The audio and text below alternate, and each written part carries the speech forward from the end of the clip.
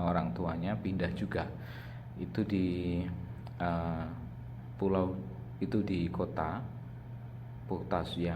yang memiliki suku Jawa di dalamnya, seperti Surabaya atau Kediri atau Jombang. Itu seorang anak akan belajar berbahasa Jawa juga gitu, karena memang teman-temannya juga suku Jawa gitu, tapi ya memang memerlukan waktu gitu.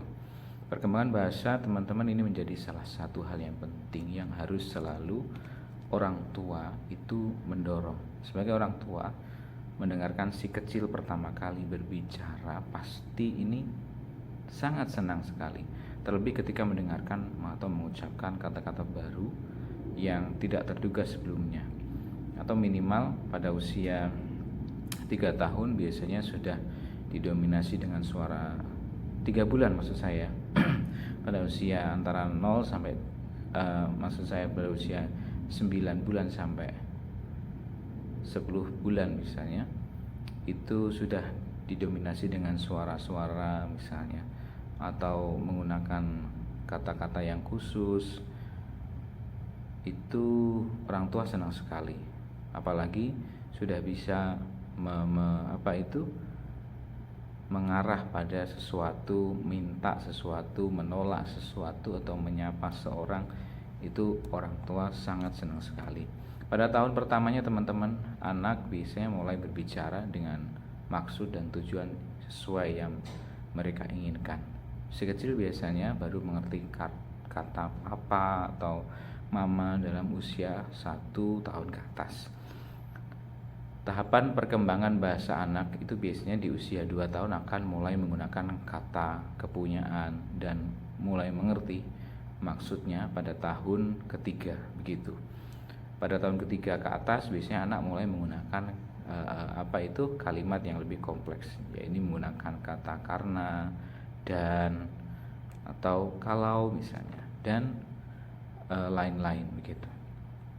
Memang biasanya seorang anak yang satu dengan anak yang satunya bisa berbeda-beda perkembangan bahasanya, tapi umumnya seperti itu. Nah, pada usia kelima, si kecil mulai paham menggunakan penekanan nada dalam kalimat.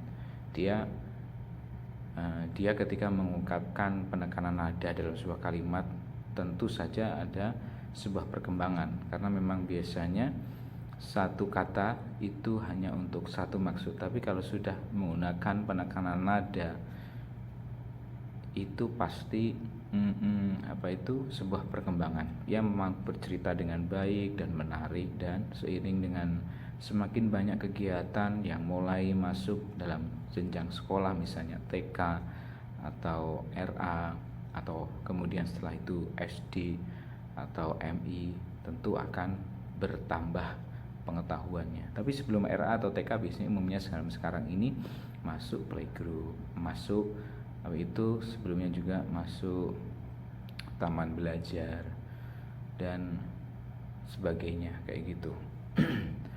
Dan teman-teman, kalau sudah di usia 4 atau 5, seorang anak yang bisa dikategorikan normal, tidak bisa menyampaikan bahasanya dengan baik, maka perlu kiranya kita juga memeriksakan kepada ahli-ahli terkait seperti dokter dan lain-lain. Hal-hal yang mendukung perkembangan bahasa misalnya bisa diterapkan juga, seperti mengajak berbicara, membaca cerita, mendengarkan cerita, menyimak televisi atau menyimak media sosial, YouTube misalnya, atau memanggil. Nah, selanjutnya juga memanggil namanya, menjadi role model bagi mereka. Seorang orang tua misalnya menjadi role model yang baik, yang teladan, itu juga akan menjadi pendukung perkembangan bahasa.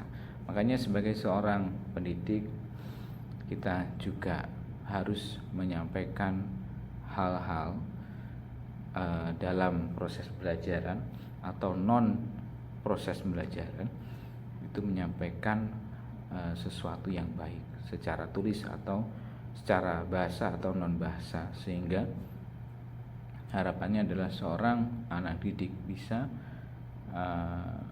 melihat dan meniru apa yang kita lakukan gitu. Itu namanya role model. Oke, dan masih banyak hal-hal yang dapat mendukung perkembangan bahasa.